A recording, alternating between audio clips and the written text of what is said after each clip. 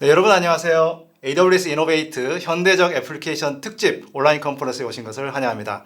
저는 AWS에서 테크 에벤저리스트를 하고 있는 윤석찬이라고 하고요. 개발자 여러분들이 클라우드 기술을 더 잘 활용할 수 있도록 도움을 주는 일을 하고 있습니다. 이 시간에는 오늘과 내일 양일간 진행되는 컨퍼런스의 첫 시간으로 현대적 애플리케이션 구축에서 주로 사용되는 개념들에 대한 길잡이 역할을 해드리고자 합니다.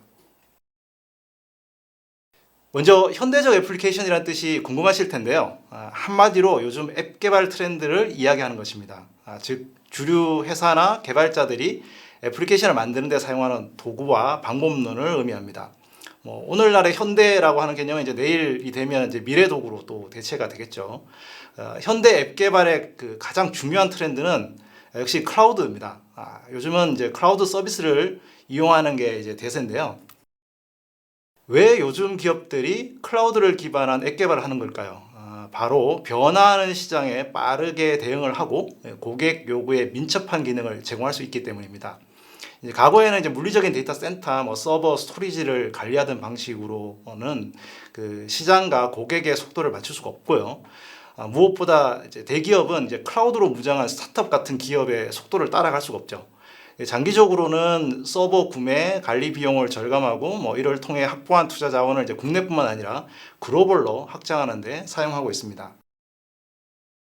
기존의 전통적인 IT 자산과 그 개발 방식을 가진 회사들이 그 클라우드를 기반한 현대적 앱 개발 방식으로 넘어가는 는 이제 굉장히 어려울 거라고 생각하는 분들이 많습니다. 이제 아마 이번 시간에도 여러분들이 이제 기존 회사에 있는 인력이나 조직, 프로세스, 이런 기술을 현대화하는 방법에 그 이제 중점을 두고 그 앱 현대화 접근 방식, 그 패턴, 기술 이런 것들을 이제 같이 알아보도록 하겠습니다. 사실 이 주제는 제가 몇 년 전부터 AWS 행사에서 꾸준히 다뤄왔었어요. 2019년도에도 이제 앱 현대화를 위한 세 가지 디자인 패턴이라는 강연에 가서 이제 마이크로 서비스 아키텍처, 서블리스 기반 운영 모델, 데브옵스 자동화 배포 방식 이런 걸 이제 소개를 했었었고요. 작년에는 이제 앱 현대화를 위한 5가지 체크리스트라는 주제의 강연에서 이와 더불어 가지고 지속적인 통합 배포를 통한 민첩한 서비스 배포 방식 그리고 모니터링을 통한 애플리케이션 통찰력 확보 방법에 대해서도 소개를 했었습니다. 이들 주제는 오늘과 내일 각 세션에서 이제 계속적으로 다뤄질 토픽입니다. 근데 아마 한 번쯤은 이런 이제 그 용어들, 주제들을 들어보셨을 텐데 이런 기술 토픽들은 이제 유행이냐 마케팅 용어 정도로 이제 생각할 수도 있고 지금 이제 여러분이 다니는 회사에서는 이거 적용 안 돼라고 이제 생각하시는 분들도 있을 수 있을 것 같아요. 그래서 그 앱 현대화를 하는 좀 더 실질적인 접근 방식에 대해서 좀 알려드리려고 합니다. 먼저 이제 기존의 모든 시스템을 바꾸려 하면 안 돼요. 네. 그 우선 마이크로 서비스로 분리 가능한 독립적인 기능을 먼저 정의를 하고 실험적으로 분리를 해야 됩니다. 이를 위해서는 이제 실험적 기능을 제공하는 서비스를 전적으로 운영하는 또 자율적인 팀을 구성을 해야 돼요. 근데 실험 프로젝트를 기존의 레가시에 올리면 또 안 돼요. 네. 클라우드 기반의 서비스를 좀 적극적으로 활용을 해봐야 되고요. 그런 다음에 고객의 피드백에 따라서 빠르게 기능 개발을 반복한다면 성공적인 실험 프로젝트가 이제 만들어질 겁니다. 이러한 작은 성공들이 모여야 조직 내 신뢰를 얻고 또 실질적인 변화를 만들어낼 수가 있어요. 오늘은 우선 업무를 분리하고 빠르게 서비스를 배포하는 데 필요한 몇 가지 패턴과 모범 사례를 중심으로 설명을 드리도록 하겠습니다. 먼저 이제 업무를 분리한다는 것은 제품과 서비스를 운영하는 자율적인 서비스 인력과 조직을 우선 나누어야 돼요. 이제 특히 서비스 요소를 분리할 때는 이제 떼어내도 큰 혼란이 없고 장애가 나더라도 영향이 덜한 기능을 먼저 고려해야 됩니다. 흔히 이제 폭탄이 터졌을 때 폭발 반경이 적으면 인명 피해가 적잖아요. 그리고 이제 배에서도 그 격벽이라는 구조가 있거든요. 그 구조를 통해서 그 침수된 곳이 다른 곳으로 이어져 가지고 배가 전체적으로 침몰하지 않도록 만들어주는 방식을 사용을 하는데 이와 비슷하다고 보시면 될 것 같습니다. 인력과 서비스를 이제 분리할 때 꼭 염두해야 되는 게 있는데요. 혹시 여러분들 코네이 법칙이라고 들어보셨나요? 이게 뭐냐면 현재 조직 구조와 소통 방식이 우리가 만드는 IT 시스템에 그대로 녹여 있다라고 하는 걸 말해주는 이야기입니다. 이제 우리가 아무리 좋은 기술과 아키텍처 뭐 신기술을 끌어모아 가지고 설계를 해도 결국 우리 회사의 사람과 조직의 구조가 바뀌지 않으면 뭐 그나물에 그밥이라는 거예요. 이제 앱 현대 아키텍처를 말할 때 이제 조직 구조 변화에 대해서 우리가 이야기하는 가장 큰 이유 중에 하나입니다. 이제 오늘날 대부분의 기업들은 이제 각 직군의 역할과 활동을 중심으로 구성이 되어 있거든요. 사실 이게 처음부터 그런 건 아니고 이제 회사가 점점 커지니까 복잡성을 좀 줄이고 전문성을 높이기 위해서 흔히 그렇게 바뀝니다. 근데 민첩한 조직을 갖추려면 회사 초기에 그 자율성 높은 조직으로 변경할 필요가 있어요.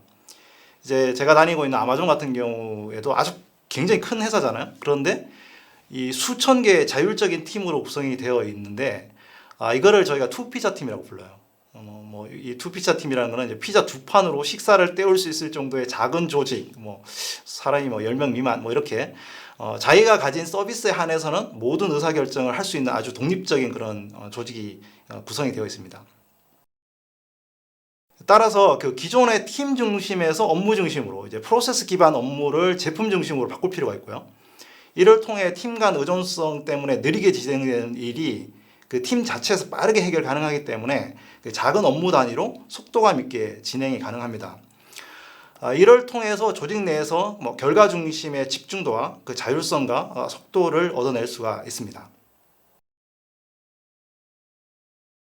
이런 조직 변화에 성공한 회사 하나를 소개를 해드리려고 하는데요. 이 콕스 오토모티브라고 이제 미국에서 한 120년 역사를 갖고 있는 자동차 세일즈 기업이에요. 아마 여러분들은 이제 잘 모르시겠죠. 근데 전 세계 이제 4만 명의 자동차 딜러를 갖고 있는 이제 알짜 회사입니다. IT 시스템을 이제 기존에 그 전 세계 50개가 넘는 데이터 센터를 쓰고 있었고요. 당연히 이제 클라우드 이전을 하기로 했어요. AWS의 이제 현대적인 앱 구축 방식을 잘 적용하기 위해서 가장 먼저 한 일이 조직 구성을 바꾸는 일이었어요. 독특하게도 이제 회사 내 비즈니스를 6개 이제 포트폴리오, 20개 솔루션, 또 70개 제품 출시 트레인, 그리고 150개 스크럼 팀으로 구축을 해가지고 확장 가능한 애자일 프레임워크, 스케일드 애자일 프레임워크이라는 린 조직을 구성을 했습니다. 네, 각 비즈니스 구조에 맞게 조직 구조를 재정리했는데요. 예를 들어 큰 비즈니스 라인이 이제 포트폴리오에는 비즈니스, 제품, 개발, 아키텍처의 부문장들이 한 팀을 이루고요. 이런 구조는 비즈니스 단위, 제품 단위, 제품 개발 기능 조직에서 똑같이 적용이 됐습니다. 이를 통해 각 팀의 이해 당사자들이 우선순위를 정해가지고 자율적이고 빠른 의사결정을 비즈니스부터 제품 개발에 반영하기 시작했습니다. 네, 개발 조직 구조도 바뀌었는데요. 그 개발 조직 인력을 기업 내 동일한 우선순위에 초점을 맞추고 제품 및 비즈니스 구조에 맞추었어요. 그 제품 라인에서 작업하는 이제 개발팀은 해당 제품 라인의 출시 매니저에게 보고를 하고 해당 제품 라인에 속한 솔루션에 대해서 엔지니어링 부사장에 보고하는 그런 방식입니다. 이를 통해서 이제 서비스 개발자는 자신의 업무에 집중하고 이 매니저들은 엔지니어링의 문제를 해결해주는 이제 지원자로서 역할을 할 수 있게 됩니다. 사실 인력과 조직은 이제 한꺼번에 바꿀 필요는 없어요. 작게 시작한다면 비즈니스, 제품, 개발, 아키텍처 담당자를 통해서 실험팀을 구성할 수도 있죠. 이런 실험팀은 이제 경계가 명확하고 또 장애가 생겼을 때 영향이 좀 적은 완전히 분리 가능한 구성 요소를 이제 서비스로 만들어서 시작할 수가 있습니다. 사실 이제 이러한 실험을 우리가 잘 못하는 이유는 이 솔루션이 모든 게 다 통으로 묶여 있기 때문입니다. 이걸 우리가 이제 모널리식 아키텍처라고 부르는데 이와 반대로 마이크로 서비스는 데이터를 분할하고 사용자 인터페이스를 분리하고 비즈니스 로직과 애플리케이션을 나누어 가지고 개별 팀이 이제 한 가지 일에 집중할 수 있게 해줍니다. 이 마이크로 서비스 아키텍처에서는 도메인 또는 구성 요소를 분리해서 각각을 테스트하고 유지 관리하기가 쉽습니다.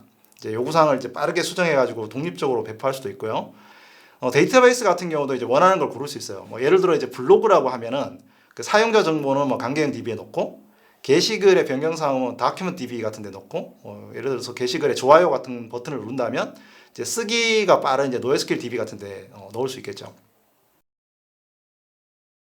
이제 마이크로 서비스가 그 좋은 점이 많다고 해가지고 항상 그런 건 아니에요. 이 모노리스틱 아키텍처가 훨씬 장점인 그 스윗스팟, 즉 이제 최적의 지점이 있습니다. 이 마이크로 서비스는 이제 복잡성이 높을 때 유리하기 때문에 생산성 측면에서 복잡도가 낮은 경우에는 모노리스틱으로 구축하는 게 더 쉽고 빠를 수 있어요. 그럼 언제가 이 마이크로 서비스 아키텍처로 이제 변화해야 될 시기일까요? 모노리스틱 아키텍처가 잘 동작하는 중에도 우리가 항상 모니터링을 해야 돼요. 뭐 예를 들어 그 공통 데이터와 개별 기능의 관계와 경계가 좀 복잡해지고 있는지, 또 각 기능 중 특정 기능이 비정상적으로 트래픽이 높아지고 있는지 이런 확인이 필요합니다. 그런 기능은 이제 언젠가는 이제 떼내야 되니까요. 그 복잡성이 증가하고 또 시간이 지남에 따라서 이제 변화율이 감소하게 되거든요. 그 변화가 없다는 거는 조직이 죽었거나 서비스가 이제 잘 안 되고 있다 이렇게 볼 수 있는데, 이런 걸 조기에 알아채고 그 최적의 시점에 너무 늦지 않게 이제 아키텍처를 바꿔야 됩니다.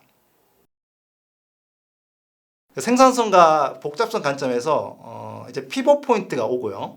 곧바로 조금씩 마이크로 서비스 전환을 진행을 해야 됩니다.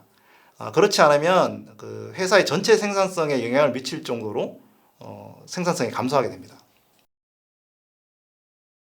이 피벗 포인트에서는 복잡성이 이제 증가해서 변경 사항을 구현하는 데 시간이 더 오래 걸리거나, 또는 이제 트래픽에서 구성 요소 사용량이 증가해 가지고 확장이 이제 쉽지 않게 되고, 또 팀 규모에 비해서 이제 생산성이 이제 현저하게 떨어지게 됩니다.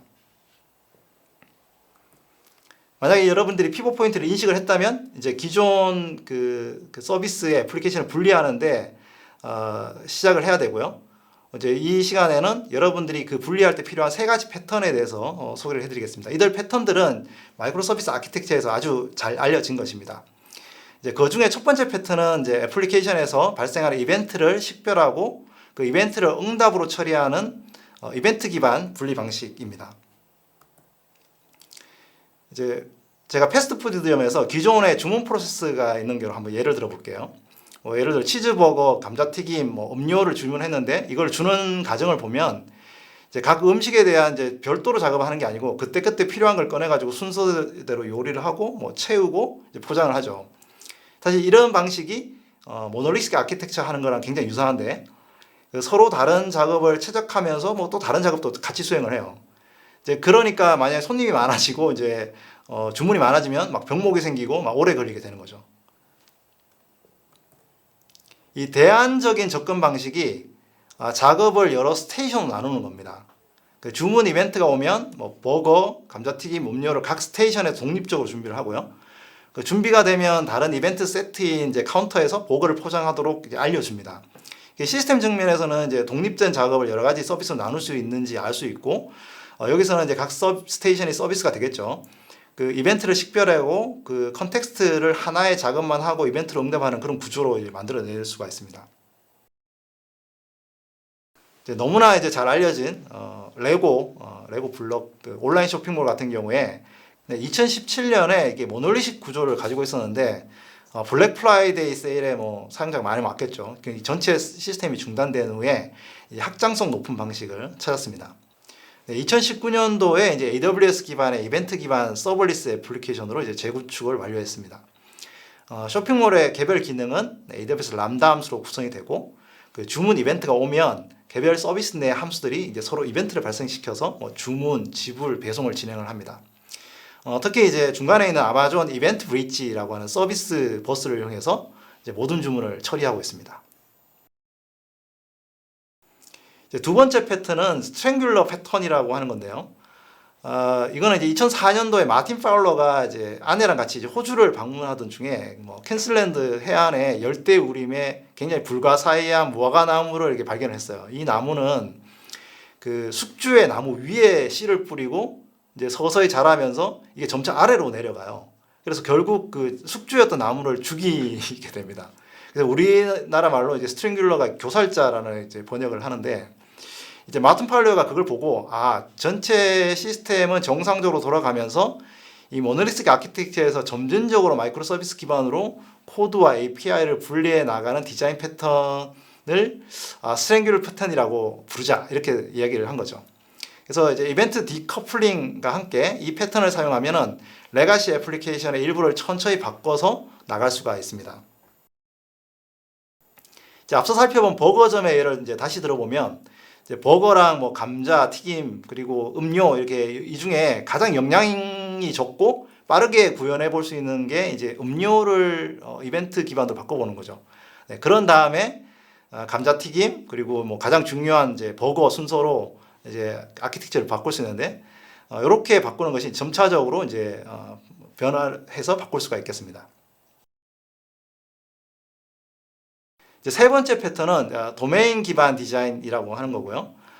각 기능의 핵심 비즈니스 개념을 가지고 이 영역별로 완결한 도메인을 나누는 겁니다. 이제 각 영역은 이제 바운디드 컨텍스트, 이제 뭐 흔히 말해 제한된 맥락을 통해서 그 서비스와 그 팀을 분리하게 되는데, 이제 어떤 일을 수행하기 위해서 뭐 알아야 될 정보를 최소화하는 그런 방식이에요. 예를 들어서 이제 오른쪽 도표를 보시면 그 영업 도메인이 있고 뭐 기술 지원 도메인이 있다고 했을 때 뭐 이들의 업무는 완전히 다르죠. 각 도메인은 이제 독립적으로 충분히 업무를 진행할 수가 있고요. 그 서로에 대해서는 아주 최소한의 데이터만 가지고 이제 소통을 할 수가 있습니다. 뭐 예를 들어 고객명, 판매 제품 이 두 가지 컨텍스트로만 이제 연결이 되어 있는 거죠. 제가 하나의 또 예를 들어 드리려고 하는데요. 이제 BMW 그룹의 경우에 자동차에 들어가는 엔진 크기, 뭐 외부 색상, 내부 색상, 뭐 실내 기기 다양한 선택 옵션이 있잖아요. 그 소비자가 선택할 때 좀 제약이 있습니다. 예를 들어서 뭐 같은 차에 서로 다른 두 개의 내비게이션이 있을 수가 없죠. 그래서 2016년도에 BMW 같은 경우에 이제 차종에 들어가는 다양한 옵션을 이제 서비스로 기능화하는 프로젝트를 시작을 했습니다. 뭐 개발 초기에는 이제 빠르게 뭐 구현을 했는데 이 복잡성과 정독성이 증가를 하고 뭐 사소한 변경이 막 대규모 리팩토링으로 이어지는 뭐 속도 저하를 겪은 후에 이 모놀리식에서 마이크로 서비스로 전환을 했습니다.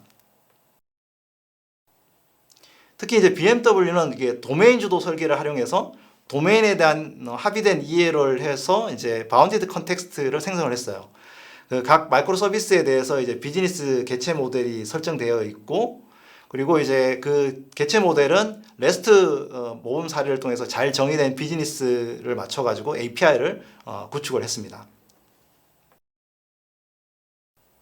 2017년에 AWS 기반의 이제 마이크로 서비스 플랫폼으로 이전하기 위해서 오픈 소스 및 클라우드 네이티브 기술로 전환을 했고요. 뭐 AWS 일라스틱 빈스톡, 뭐 아마존 일라스틱 컨테이너 서비스 이런 서비스를 통해서 쉽게 배포할 수 있게 되었습니다. 또 이제 아마존 라우트 53을 사용하면은 이제 이 서비스 간 라우팅 같은 것도 가능하고요. AWS 람다나 AWS 배치를 사용해서 뭐 데이터를 가져오는 이제 작업들 이런 것도 손쉽게 확장을 했습니다. 사실 뭐 2017년이면 좀 오래되긴 했지만 이 도메인 주도 설계를 사용해서 이 마이크로 서비스 아키텍처로 옮긴 아주 좋은 사례라서 이제 소개해 드렸습니다.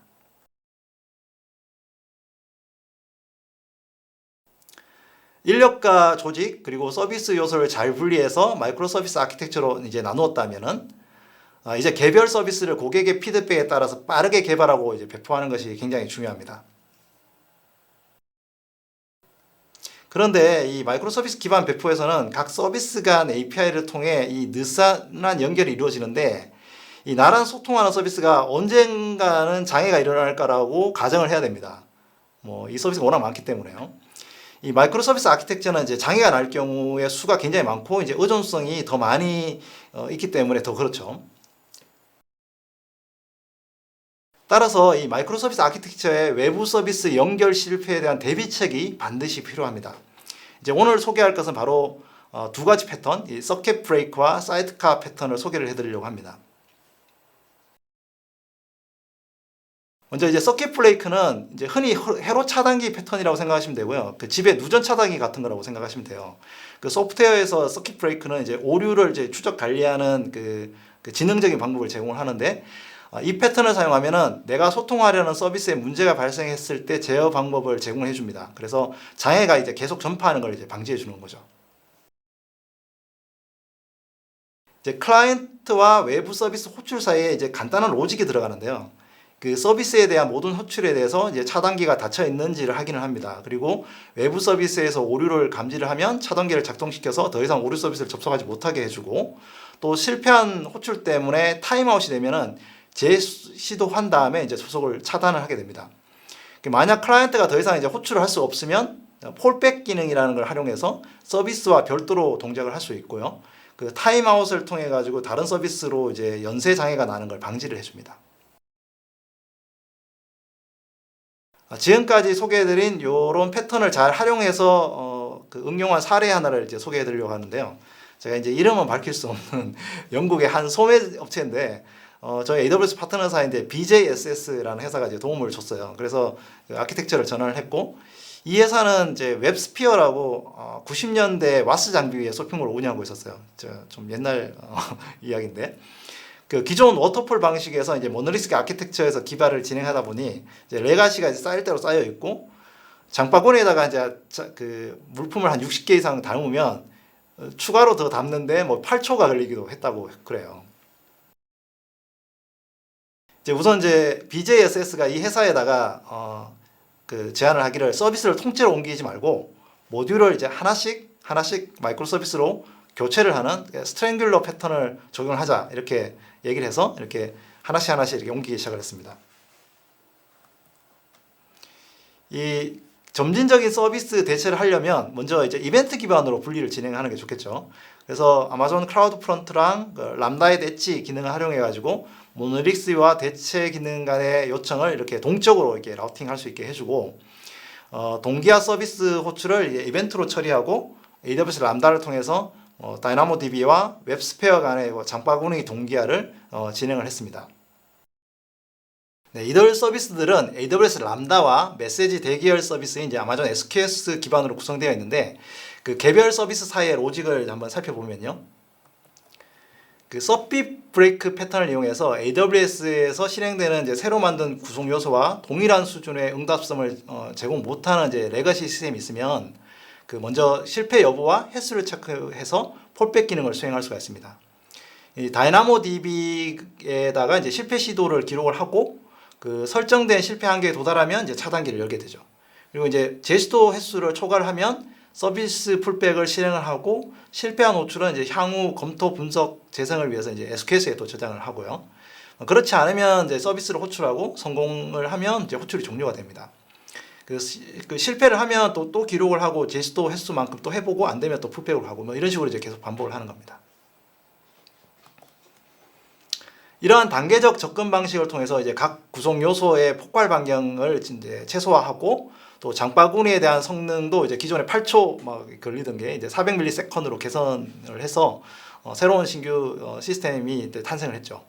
가장 좋은 점은 이 서버리스 기반의 컴퓨팅을 이제 활용을 하니까 이제 관리 부담이 없어지면서 이제 전체 비용을 절감할 수가 있게 되었습니다. 이제 두 번째 소개해드릴 패턴은 이제 사이드카라고 하는 패턴입니다. 이 패턴은 마이크로 서비스의 전체적인 이제 라우팅을 더 효율적으로 이제 할 수 있게 해주는데요. 이 마이크로 서비스는 이제 각 서비스가 어떤 역할을 하고 있는지 서비스 검색, 요청, 라우팅 이런 게 이제 복잡성을 만들어서 운영상에 문제가 될 수가 있어요. 이 사이드카 패턴이라고 하는 것은 이제 비즈니스 로직하고 그다음에 서비스 검색, 라우팅을 위한 통신 영역을 이제 분리를 해가지고 이 마이크로 서비스를 구성할 수 있게 해줍니다. 이를 통해서 그 서비스 간 API 뭐 라우팅 그리고 모니터링 보안 같은 부분을 이제 사이드카를 통해서만 이제 관리할 수 있고요. 오픈 소스로 이제 엠보이라고 하는 프로젝트로 이제 이 사이드카 패턴을 이제 구성할 수가 있습니다. 이제 우리가 흔히 이제 서비스 메시라는 용어가 있는데 이거는 이제 자동으로 개별 요청을 이제 대상 서비스로 라우팅을 하고 또 서비스 상태 또는 서비스 노드 가용성 뭐 이런 거를 이제 가정 따라서 이제 오토 스케일링도 해줄 수 있는 그런 관리형 서비스라고 볼 수 있고요. 이제 오픈 소스로는 이제 istio라고 하는 프로젝트가 있고 뭐 AWS에서도 이제 mmesh라고 하는 이제 서비스가 있습니다. 이 서비스 메시가 있으면 서비스 내에 배포된 다른 버전에 대해 트래픽을 관리하면서 이제 천천히 출시를 할 수가 있고요. 우리가 흔히 이제 카나리 배포 기능을 활용해서 사용자에게 점진적으로 신규 버전을 배포할 수가 있죠. 기존 버전에 이제 100%였다가 신규 버전에서는 0% 여기 되어 있다가 이제 카나리 배포를 통해 가지고 천천히 새 버전에서 100%부터 해서 뭐 75대 25, 그다음에 50대 20, 뭐 25대 75 이렇게 점차 옮겨갈 수 있고요. 그 신규 버전에 대해서 이제 확신이 생기면 아예 이제 이전 버전을 제거를 할 수가 있습니다. 이제 또 회사 하나를 소개해 드리려고 하는데요. 요 칙필라라고 하는 회사는 이제 미국하고 캐나다에서 레스토랑당 매출이 굉장히 높은 이제 킥 서비스 업계 선두주자인데요. 2,400개 정도의 레스토랑을 보유하고 있고 매출의 15%를 이제 디지털 채널로 나오고 또 아침하고 점심 시간에 트래픽이 굉장히 높죠. 갑자기 햄버거를 보니까 배가 고파지네요. 요 칙필라라고 하는 회사는 이제 위브웍스 플래거라고 하는 이제 솔루션하고 이제 아마존의 이제 EKS라고 이제 쿠버네티스 관리형 서비스 그리고 이제 서비스 메시인 이제 AWS 엠메시를 사용해서 카나리 배포를 쉽게 구성을 했습니다. 계정별 또는 지역별 배포 환경별로 쿠버네티스 클러스터를 구성하고 있고요. 이 오픈 소스 도구에 이제 플래거라고 하는 거는 이제 HTTP 요청 성공률 그리고 요청 평균 시간 파드 상태 이런 걸 이제 성능 지표를 측정을 하면서 그 트래픽을 이제 카나리로 이제 점차적으로 배포를 해주는 제어 방식을 구현해주고 있거든요. 설정된 인계감에 따라서 이제 카나리 배포가 승격이 되거나 중단이 되거나 이런 분석을 해서 이제 슬랙 채널에다가 이제 알려줄 수도 있습니다. 이런 이제 일관된 그 접근 방식을 통해서 시스템 변경 사항을 쉽게 자동으로 배포를 할 수가 있습니다. 지금까지 이제 엔터프라이즈 기업이 어떻게 그 현대적 애플리케이션으로 전환할 수 있을지, 요 업무와 조직 분리 그리고 서비스를 배포하는 방식, 이제 몇 가지 패턴과 모범 사례를 중심으로 설명을 드렸는데요. 이제 먼저 그 자율적으로 서비스 오너십이 있는 이제 실험팀을 구성하는 게 필요하다고 말씀을 드렸죠. 그리고 이제 이 실험팀이 운영할 수 있는 업무를 떼내 가지고 요런 그 떼내는 방법을 이제 이벤트 기반의 분리 그리고 스트랭귤러 패턴 그리고 이제 도메인 기반 설계 이런 개념들을 우리가 같이 살펴봤습니다. 그리고 이들 서비스를 이제 자주 배포하는 단계에서 장애 또는 종속성, 의존성 이런 걸 대응하기 위해서 서킷 브레이크와 사이드카 패턴 그리고 서비스 메시 이런 거에 대해서도 이제 같이 알아봤습니다. 마지막으로 제가 좋아하는 이제 볼테르의 명언을 좀 소개해 드리려고 하는데요. Perfect is the enemy of good enough라고 이제 완벽하면 충분한 것에 대한 적이다. 이런 말입니다. 이제 뭔가 완벽하지 않으면 시도하지 않은 분들이 계세요. 우리 직장 상사 중에도 있고, 주변 동료 중에도 있고, 그 확실해? 실패하면 책임질 거야? 이런 자세 이게 좀 별로 좋지 않죠. 이제 충분히 이제 우리가 고려할 만하다면은 시작을 하는 게 좋습니다. 우리 속담에도 시작이 반이다라는 말도 있는데요. 이제 오늘 설명해드린 그 앱 현대화 여정도 마찬가지입니다.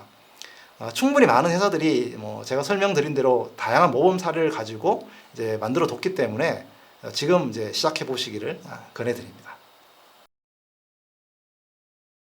여러분의 시작을 위해서 이 세션이 끝난 후에 이제 두 가지 트랙으로 나눠집니다. 앱 현대화를 위한 이제 최신 도구나 아키텍처를 이제 계속 공부하시려면 이제 트랙 1에 가시면 되고요. 제가 소개해드린 이제 마이크로 서비스 아키텍처에 대한 실질적인 사례를 보시려면 LG CNS, 카카오페이, 버즈빌 그리고 이제 유저엔의 개발자분들이 직접 발표하는 이제 트랙 2 세션에 이제 참여해 주시면 됩니다. 내일은 이제 애플리케이션을 직접 만드는 개발자분들을 위한 심화 트랙과 실습 과정이 진행이 됩니다. 제가 오늘 소개한 이벤트 기반 아키텍처도 소개하는 세션이 있고요.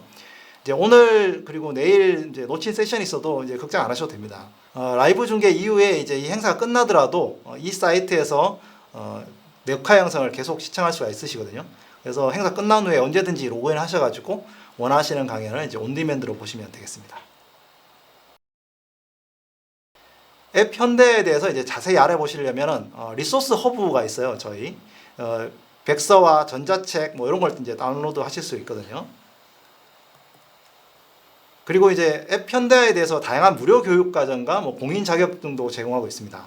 클라우드 기반 개발 그리고 데브옵스 엔지니어로 성장하고 싶은 분들은 꼭 한번 살펴보시기 바랍니다.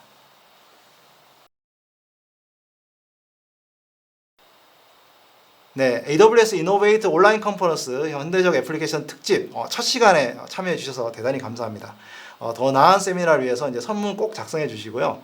이번 행사를 통해서 여러분에게 꼭 필요한 정보 얻어 가시길 바라겠습니다. 네, 감사합니다. Hi, I'm Adrian Cockcroft. Over the years, I've given a lot of talks on microservices and cloud architectures, and there are some ideas I always wanted to illustrate with a short animated sequence. So I've worked with a visual design team to come up with a series of animations, each illustrating a specific concept. So this talk's on the evolution of business logic, as we went from monoliths through microservices, and now we're looking at functions. Back about 10 years ago, we had monoliths, and when we tried to split them up, we found that it was a lot of hard work. The networks were too slow, the CPUs were too slow, and the messaging protocols we used were based on XML and SOAP, and they were heavyweight. So when we tried to split things up, we ended up with fairly large services which had a lot of functionality in them, and we had a relatively small number of monolithic services that we built out. Moving forward a bit, what we found was that CPUs got a lot faster, networks got a lot faster, and we moved to much more efficient protocols. So it's maybe 100 or 1,000 times more efficient now to make calls between services. That let us take our monolithic services and break them up into microservices. Those services form a fairly complex looking network with a lot of messages flowing backwards and forwards between them.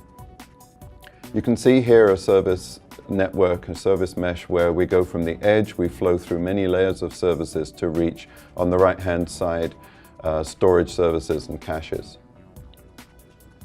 Now we take that environment, we think about the way that these services are becoming more standardized. So rather than building all these services ourselves, we're starting to use off-the-shelf services that are scaled, they're highly available, and they come from AWS. So we have SQS, DynamoDB, Kinesis, SNS, and S3, and we feed them all from the API gateway. The microservices that we built in between these is where the business logic lives. So if we look at that business logic, that's the glue between the bricks. And we're now starting to split that glue up and form individual functions that are really just connecting these services. And I've drawn this grayed out because they're not actually running until there's something work for them to do. You get a request coming in on the gateway, and it gets routed through a few functions and finds its way to a particular set of services. By doing this, it's incredibly efficient in terms of runtime, because whenever the system is idle, it shuts down and costs nothing to run. Everything is always 100% utilized, and it turns out these functions we're writing are really short and easy to write, and it's very fast to develop these systems too. So we've seen over the last decade, really, moving from monoliths to maybe 5 years ago when microservices emerged, and right now we're starting to see functions pick up as a new paradigm for building new business logic.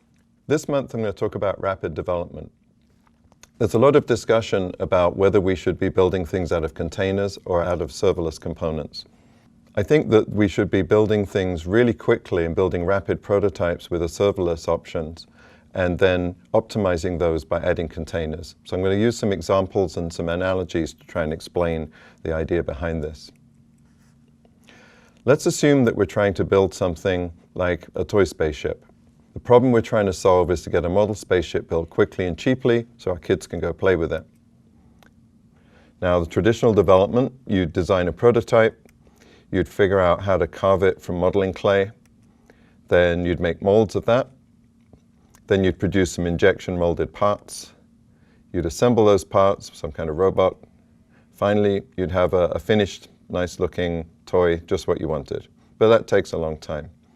So this is the problem with traditional development. There's this waterfall of stages you go through. And if you're building custom software and you really want to build something that has never been built before, then you have to go through, work through all these stages, and it can take months to get to a result. So what do I mean by rapid development? Well, think of a big bag of Lego bricks and the instructions. And then just in a few hours, you can build your own model spaceship. It might look something like this. It's a finished toy. If you look at it, it kind of looks like the spaceship you wanted, but it's a bit blocky looking. And the real thing here is it lacks fine detail. It's recognizable. It's not exactly what you asked for. And you had to change what you wanted to fit what you could build a little bit. But still, you can get to play with this. And the other thing is, instead of being a fixed design, it's easy to modify and extend. So you could add a few more bricks on, create a different tail, something like that. And then the other thing you can do is optimize it. say, okay, well, spaceships are supposed to have pointy bits on the front, and it's hard to make that with Lego bricks. So we'll take some of the Lego bricks and we'll replace them with a custom brick that is exactly the right shape. If you look at the way Lego works, in their own, in real Lego kits, they're starting to build more and more of these little custom bricks that just add the things you need to make it look a little bit more like what they were trying to model in the collection of bricks. So what we're really doing here is building a more specialized common component that we might use in several places, but which doesn't fit in the standard format of whatever the bricks are. If I compare the traditional way with rapid development, we're moving from a full custom design to something built out of pre-assembled bricks. We're moving from months of work to hours of work. The custom components in a traditional design might be fragile, might need to be debugged, integrated. It takes a while to be sure that everything fits together. Whereas with Lego bricks, we know they fit together. It's very easy and quick to plug them together, and they have very standard interfaces. We're really moving from a world where there's too many choices and you can spend a lot of time discussing how it should be done, to something where you fit requirements to the patterns available. And these constraints reduce debate, they speed up decision making. So a big piece of rapid development is just the extra constraints actually speed things up. It's not just that they make it harder to get things done, they actually make it faster to get things done. So if we take this back to software and think about when you should be using containers to build something and deploy it, and when you should be using a serverless architecture. It's really where I was kind of thinking to get into this whole discussion. You build custom code and services and deploy them as containers, or with serverless, you're building serverless events and functions. There's lots of choices of frameworks and API mechanisms with containers. Some of them work, some of them are reliable, some of them are old, some of them have been deprecated, we no longer use them. Some of the cool ones don't even work yet. It's a big, difficult problem trying to figure out what you should actually be doing in the container space. Whereas with serverless, they're pretty standard choices. You know what works within the limitations of what it actually does. But what we find, if you think about that custom component where I took a bunch of bricks and formed it into a custom Lego shape, that's kind of what you need to do if you've got something that doesn't fit properly into a serverless environment. You might want to have lower startup latency, you might have some long-running compute jobs, or have just predictable high traffic where you want to optimize for that. That's when you need to go off and optimize the thing that you rapidly put together with serverless and build it out of containers and build some new services and then glue those new bricks together using your serverless framework. So for serverless, we're really just combining together these building blocks. Obviously AWS Lambda, then the API gateway as a front end, things like the notification service and the queuing service, DynamoDB for the back end, and step functions as a way to put it all together into stateful workflows. I hope you found that interesting. Please let me know what you think via comments or Twitter @AdrianCO, and stay tuned for new stories. Thanks for watching.